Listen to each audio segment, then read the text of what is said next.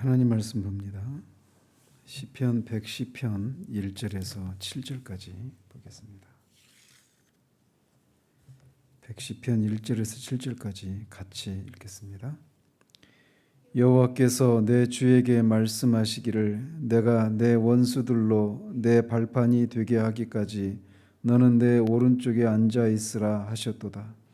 여호와께서 시온에서부터 주의 권능의 규를 내보내시리니 주는 원수들 중에서 다스리소서. 주의 권능의 날에 주의 백성이 거룩한 옷을 입고 즐거이 헌신하니 새벽 이슬 같은 주의 청년들이 주께 나오는도다. 여호와는 맹세하고 변하지 아니하시리라. 이르시기를 너는 멜기세덱의 서열을 따라 영원한 제사장이라 하셨도다. 주의 오른쪽에 계신 주께서 그의 노하시는 날에 왕들을 쳐서 깨뜨리실 것이라. 문 나라를 심판하여 시체로 가득하게 하시고 여러 나라의 머리를 쳐서 깨뜨리시며 길가의 시냇물을 마심으로 그의 머리를 드시리로다. 아멘.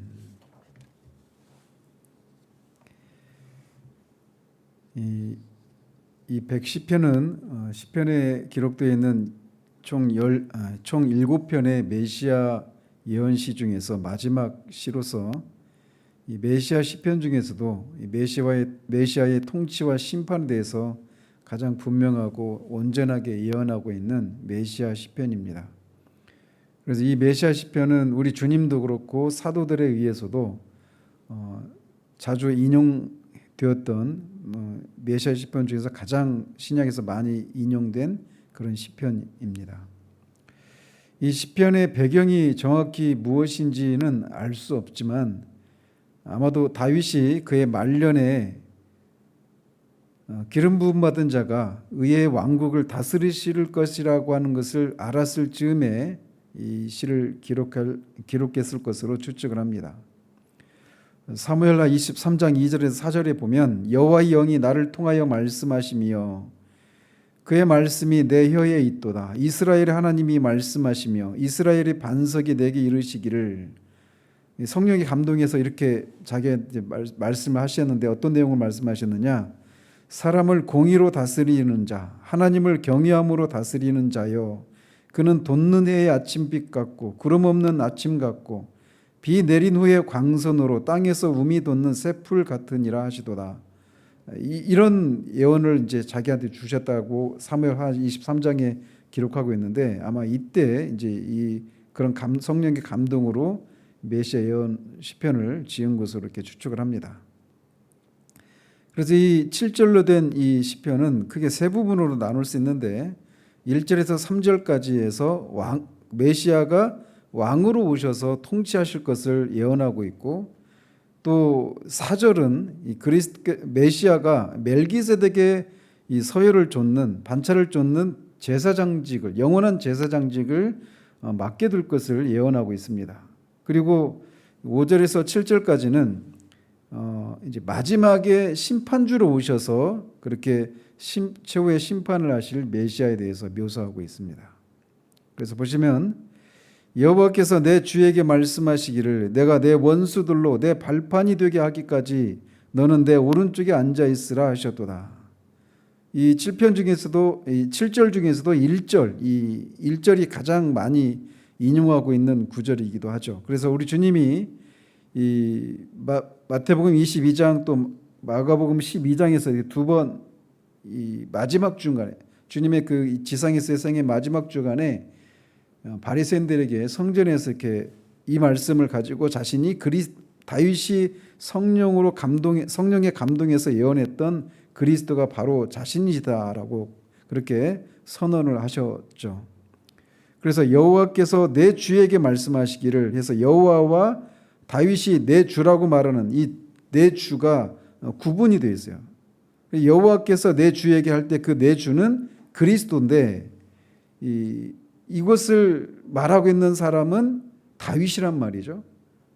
그래서 예수님이 이 말씀을 인용하시면서 너희들이 그리스도에 대해서 어떻게 생각하느냐라고 말하면서 이 말씀을 인용하시면서 만약에 그리스도가 다윗의 자손으로 오신다라면 어떻게 그 다윗의 자손으로 후손으로 오신다라면 어떻게 그 자신의 후손으로 오시는 그 메시아를 다윗이 내 주라고 할 수 있느냐라고 그렇게 반문을 하는 거죠. 그래서 그 그리스도는 분명히 다윗의 자손으로 오시지만 그는 다윗의 주라는 거예요. 그래서 다윗이 존재하기 전에도 이미 있었던, 하나님과 함께 태초부터 있었던 영원하신 분이시다라고 하는 것을 말씀하시면서 말씀하시는데 이 구절을 인용을 합니다. 그래서 이 여호와께서 내 주에게, 즉 메시아에게 말씀하시기를 내가 내 원수들로 내 발판이 되게 하기까지 너는 내 오른쪽에 앉아 있으라, 이렇게 말씀하셨다라는 거예요. 그래서 여기서 말하는 것은 내 발판이 되게 하기까지, 원수들이 내 발판이 되게 하기까지, 이것은 우리가 앞에서도 시편에서도 계속 살펴왔듯이 이 근동에서 이 적장을 물리치게 되면 이 적장의 몸이나 목을 발로 이렇게 짓밟았던 것에서 이렇게 연효한 그런 표현으로서 원수들을 그렇게 모두 물리실 때까지 너는, 즉 메시아 그리스도 너는 내 오른쪽에 앉아 있으라, 이렇게 말씀하셨다라는 겁니다. 오른쪽에 앉아 있으라라고 하는 것은, 이 앉아 있다라고 하는 것은 통치를 의미하는 것이고, 오른쪽에 앉으라고 하는 것은 하나님의 권능을 상징합니다. 그래서 메시아께서, 여호와께서 메시아에게, 그리스도에게 원수를 모두 물리실 때까지 그렇게 권능으로 하나님 보좌 우편에 앉아서 그렇게 통치를 하라, 이렇게 예언했다라고 말을 하고 있는 겁니다. 여호와께서 시온에서부터 주의 권능의 귤을 보내시리니 주는 원수들 중에서 다스리소서. 그래서 이 절은 하나님 우편에서, 이렇게 하나님 우편에 앉아 계신 그 메시아가 통치권을 행사하실 때 그 통치권이 어디서부터 나오는지를 말해주고 있습니다. 그 통치권은 스스로 취한 것이 아니라 만왕의 왕이신 여호와께서 그 통치권을 주셨다라는 것입니다. 즉 여호와께서 권능의 귤을 메시아에게 주신 거라는 거죠. 그리고 이런 메시아의 통치권이 실행되는 장소가 시온, 즉 예루살렘이다, 이렇게 밝히고 있습니다. 따라서 시인이 여기 2절에서 말하고 있는 것은 여호와께서 다윗 왕조를 통해서 그렇게 메시아가 등장하게 하실 것임을 예언하고 있는 그런 구절입니다. 또 시인이 메시아가 원수들 중에서 다스리소서라고 간구하고 있는데, 그것은 이 간구는 그리스도의 초림 때 십자가의 죽으심을 통해서 사탄의 권세를 물리치는 것을 통해서 1차적으로 성취되었고, 또 지금 이제 그 재림 때 완성이 될 것입니다. 주의 권능의 날에 주의 백성이 거룩한 옷을 입고 즐거이 헌신하니 새벽 이슬 같은 주의 청년들이 주께 나오는도다. 2절에서 다윗은 하나님으로부터, 여호와로부터 통치권을 부여받은 메시아께서 원수를 굴복시키고 다스리시는 그런 면모를 묘사하고 있는 반면, 여기 3절에서는 반대로 이 주의 통치를 받아들이는, 그 통치를 즐거이 받아들이는 주의 백성들의 모습을 묘사하고 있습니다. 원수들은 그 주님의 통치를 받지만 주의 백성들은 그 통치를 즐거워한다라는 거예요. 그리고 그것이 언제 이루어지느냐? 주의 권능의 날에 이루어진다라고 말을 하고 있습니다. 주의 백성들이 거룩한 옷을 입는다라고 하는 것은 요한계시록에 나오듯이 실제로 거룩한 흰 옷을 입는 그런 의미도 있겠고, 또 그들이 그렇게 주의 통치를 즐거워하는 그 주의 백성들이 거룩함이 충만한 가운데서 메시아께 나아감을 말하고 있는 것이라고도 할 수 있습니다. 그들이 메시아를 섬기기 위해서 나아갈 때 즐거이 헌신한다라고 말하고 있어서 장차 구속받은 주의 백성들이 구원의 감격해서 풍성하고 온전하고 자발적인 헌신을 바칠 것을 노래하고 있는 겁니다. 즉 이는 메시아가 오시는 날 주의 백성들이 자발적으로 거룩한 영광 가운데 참여하고 메시아께 헌신과 충성을 바칠 것을 강조하고 있는 그런 묘사입니다. 이 상반절은 주의 백성이 그렇게 거룩한 옷을 입고 즐거이 헌신한다 이렇게 말하고 있는데, 하반절에서는 주의 백성이 새벽 이슬 같은 주의 청년들로 그렇게 대체해서 똑같은 내용을 반복하고 있습니다. 이 주의 백성이 주의 청년으로 이렇게 대치되어 있는데, 메시아의 통치를 즐거워하는 사람들은 꼭 청년들만을 가리키는 것이 아닙니다. 특별히 주의 백성을 주의 청년으로 대체하고 있는 것은 청년들의 청년 때 그 특유의 그런 활력을, 청년들이 그런 활력을 드러내는 것처럼 메시아로 말미암아 거듭나서 그 주의 메시아의 그 통치를 즐거워하는 그 사람들 안에 있는 그 영적인 활력을 표현하기 위해서 주의 청년들 이렇게 묘사하고 있는 겁니다. 그래서 그런 메시아의 통치를 즐거워하는 그런 사람들이 그런 영적인 활력을 가지고 메시아께 헌신하기 위해서 나온다 이렇게 말하고 있는 거예요. 근데 우리말 성경에는 새벽 이슬 같은 주의 청년들 이렇게 묘사하고 있는데, 원문을 보면 이슬 같은 주의 청년들이 새벽에 주께 나온다 이렇게 번역하는 게 맞습니다. 그래서 새벽부터 메시아께 헌신하기 위해서 나온다 이런 말을 통해서 그들의 헌신을 메시아께 헌신하기 위한 그들의 그 열심을, 영적인 활력을 강조하고 있는 것이죠. 그래서 3절에서는 이 그리스도의 초림 이후에 그리스도의 통치를 받아들이고 그것을 통해서 큰 기쁨과 복을 누리는 주의 백성들의 모습을 묘사하고 있는 것이에요. 그리고 또 마침내는 더 나아가서는 그리스도의 재림 이후에 성도들이 그렇게 메시아의 통치를 큰 기쁨과 그 복 가운데 그렇게 즐거워하고 헌신할 것을 그런 그림과 같은 그런 생생한 묘사를 통해서 예언을 하고 있는 것입니다. 이렇게 3절까지 해서는 메시아의 왕으로서의 그런 메시아의 그 통치에 대해서 예언을 하고 있는데, 4절은 또 다릅니다. 여호와는 맹세하고 변하지 아니하시리라. 이르시기를 너는 멜기세덱의 서열을 따라 영원한 제사장이라 하셨도다. 이 구절 역시도 시편에서 그 신약에서 많이 인용하고 있는데, 특별히 히브리서에서 5장과 7장에서 많이 인용하고 있는 그런 구절입니다. 그래서 여기서 예언하고 있는 것은 메시아가 이 1절에서 3절에서는 왕으로서의 통치를 행사하는 것에서 예언하고 있다라면, 메시아의 영원한 제사장직에 대해서 예언하고 있는 것입니다. 그래서 여호와는 맹세하고 변하지 아니하시리라 이렇게 말을 하고 있는데, 여호와는 사람과 달라서 영원토록 변함이 없으신 분이기 때문에 한 번 말씀하신 것은 반드시 지키신다라고 하는 것을 강조하고 있는 겁니다. 그래서 그분은 전지전능하시고 영원하신 분이시기 때문에 맹세하신 것에 대해서는 변개치 않고 반드시 지키신다라고 하는 것을 이렇게 말하고 있는 거예요. 그러면서 그 여호와께서 무엇을 맹세하셨느냐? 메시아가 멜기세덱의 서열을 따라서 영원한 제사장이 될 것이다 라고 맹세하셨다라는 겁니다. 이 멜기세덱은 우리가 이번 주에 창세기 14장에서 살펴보겠지만, 멜기세덱에 대해서는 성경에 두 군데 나옵니다. 먼저 창세기고 그 다음에 히브리서 7장에 묘사되고 있는데, 창세기 14장에서는 그가 살렘의 왕이고 지극히 높으신 하나님의 제사장 이렇게 소개하고 있습니다. 그리고 또 히브리서 7장 3절에서는 아버지도 없고 어머니도 없고 족보도 없고 시작한 날도 없고 생명의 끝도 없어 하나님의 아들과 닮아서 항상 제사장으로 있느니라 이렇게 소개하고 있는데, 이것을 이 멜기세덱을 히브리서 5장에서는 그리스도에게 직접 이렇게 적용하고 있습니다.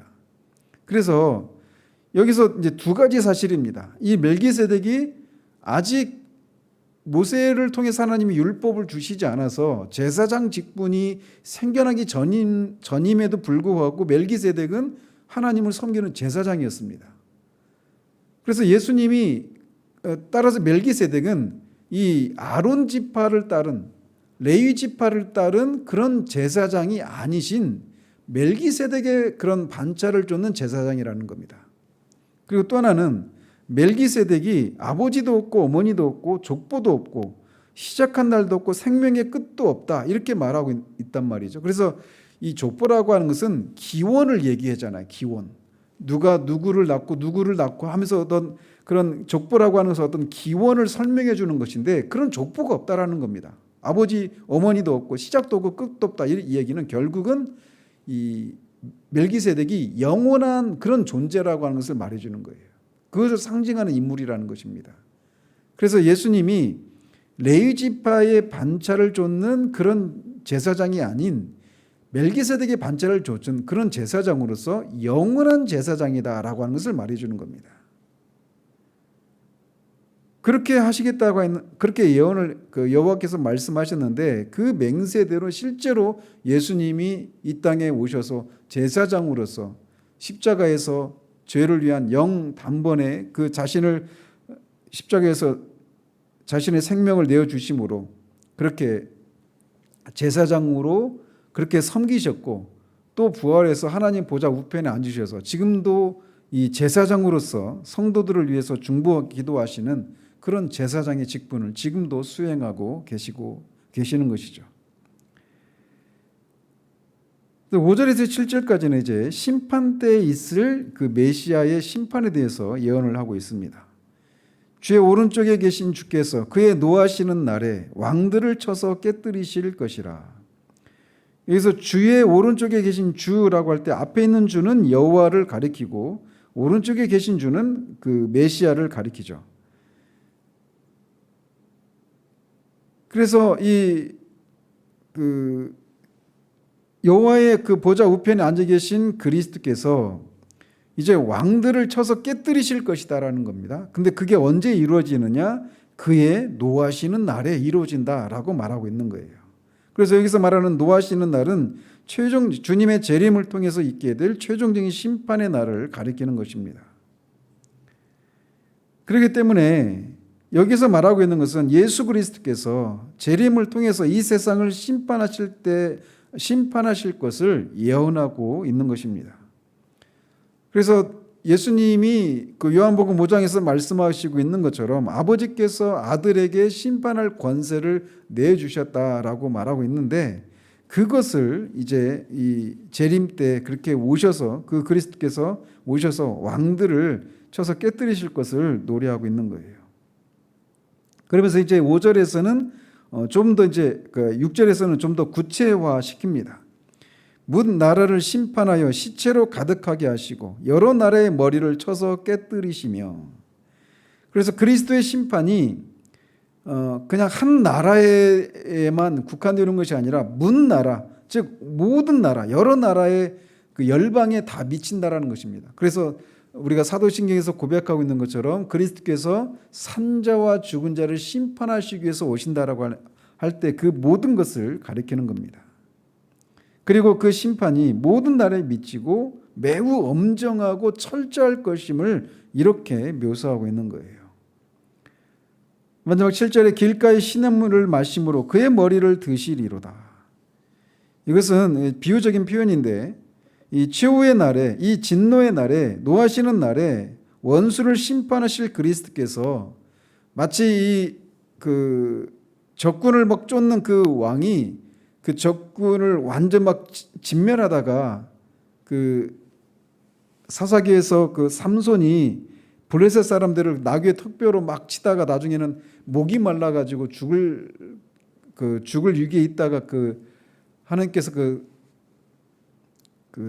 샘물을 터뜨리셔서 물을 마시고 살잖아요. 그런 모습처럼 심판을 행하기 위해서 그렇게 행하다가 막 갈증이 나 있을 때 그 이제 물을 마시는 것과 같은 그런 모습을 이렇게 비유적으로 말하고 있는 겁니다.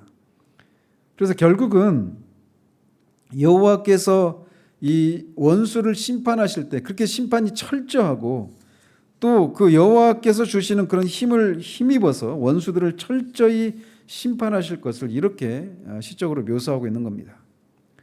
따라서 이 시편에 나온 이 7절에 나타난 그리스도에 대한 이 예언이 다윗이 주님이 오시기 전 약 1000년 전에 예언을 한 것인데 이 예언은 1차적으로는 그리스도의 초림을 통해서 부분적으로 성취가 되었습니다.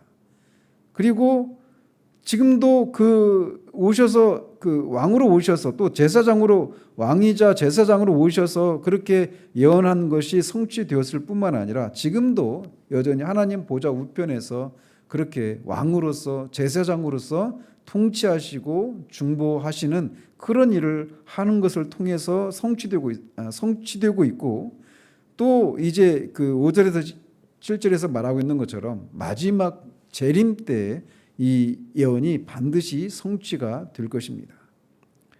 따라서 우리는 이런 시편을 통해서 우리가 교훈받는 게 뭐냐?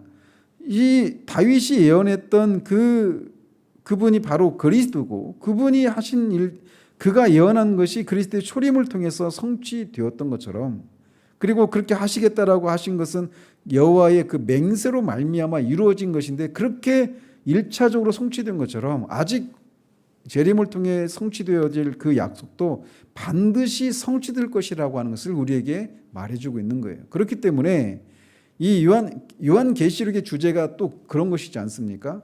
그리스도께서 이 마지막에 오셔서 교회와 세상을 향해서 어떻게 하실 것인가를 말해주고 있는 책이 요한계시록인데 이 그분이 오셔서 그렇게 교회를 구원하시고 세상은 심판하신다라고 하는 그 예언의 말씀이 기록된 것이 요한계시록이란 말이죠. 그래서 그것을 읽는 자와 듣는 자와 그 안에 기록된 것을 지키는 자가 복이 있다라고 말씀하셨는데 바로 이렇게 주님이 반드시 오셔서 그렇게 심판하실 것이기 때문에 교회를 구원하실 것이기 때문에 그것을 믿고 그 소망 가운데서 흔들림 없이 주님의 백성으로서의 그런 구별된 삶을 살 것을 그 삶에 힘쓸 것을 요청하고 있는 것이다라고 할 수 있습니다.